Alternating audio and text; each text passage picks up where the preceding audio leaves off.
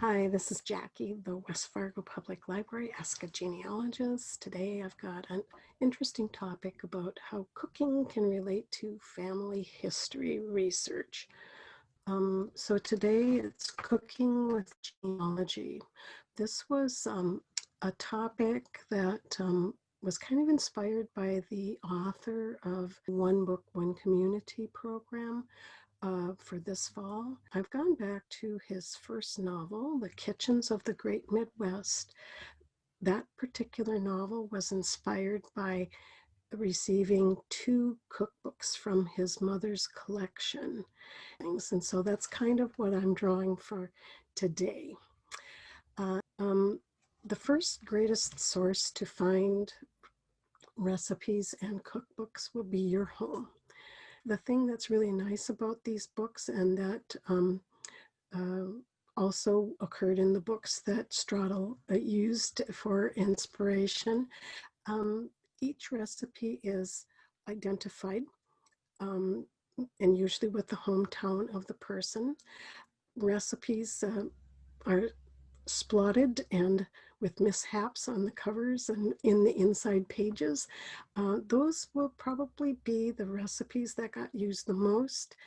And generally, when you put your recipe in one of these type of cookbooks, it's going to be the best recipe that you have. It's not going to be some wannabe recipe. It's going to be ones that you're familiar with and are happy to share with other people.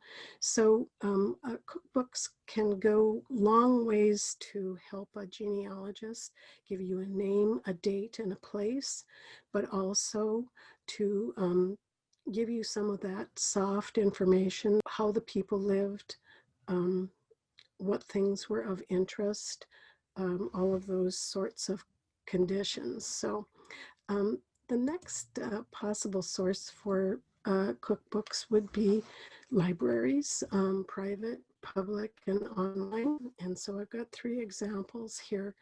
The Out of Vermont Kitchens comes from the Red River Valley Genealogical Society Library. I'll just delve into that one a little bit more completely farther on. The middle book is a book that you can actually check out from the West Fargo Public Library. It's retro 50s and 60s recipes if you want to see how grandma was cooking and what she was cooking and what you were eating. In the West Fargo Public Library, you can search for cookbooks in the online catalog, or you can browse physically in the libraries. And then the last item here is a visualization of the Midwestern category of cookbooks at a curated cookbook list called Early American Cookbooks. This visualization is quite interesting. I think it's kind of indicative.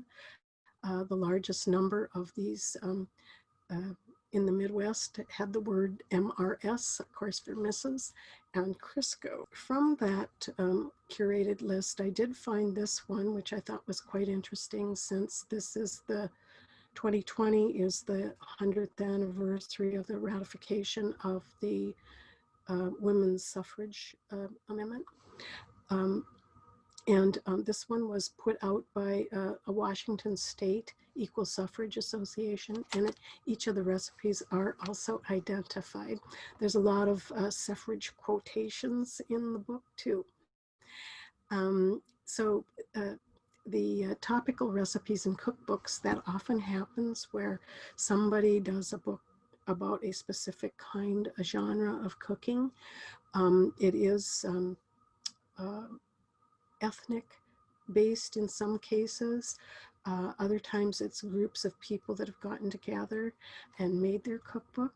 All of these things will go to helping you maybe understand your ancestor with the most basic kind of technology that we all enjoy.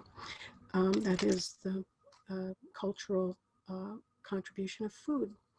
So at the top, these 2 clippings were from my grandmother's record file, election cake and wartime chocolate cake. Um, the wartime, because those had a tendency to be less, certain ingredients were not necessarily totally available. And so you had to make do with other kinds of substitutions, an interesting thing. Now, the election cake and probably the Watergate salad that's listed below here are just a convenient name for a particular recipe. Um, Elections happen all the time. We are in one this year. Watergate salad, um, probably it's a melding of two different things. The Watergate crisis that happened in the early 1970s and the release in 1976 of Jell-O's pistachio pudding, which is used in all of the Watergate recipes, Watergate salad recipes that you will find. Anyway, moving on. Now back to the Vermont Kitchens. I think this one is a really stupendous cookbook for family historians. It was published in 1939 by the Trinity Mission of Trinity Church of Rutland, Vermont, and the Women's Service League of St. Paul's Church of Burlington, Vermont. Each recipe ad or illustration is handwritten, as you can see here. There's the signature, there's the hand lettered or written recipe. And signatures at the bottom, the illustrations, etc. But there are some other kinds of things that happen in cookbooks. Now, if this one had not been, had a publication date of 1939 listed in it, there were a couple of things that might help you date the book. For instance, in one of the ads, which are also hand-drawn, of course, Pyrex Flameware came out in 1936.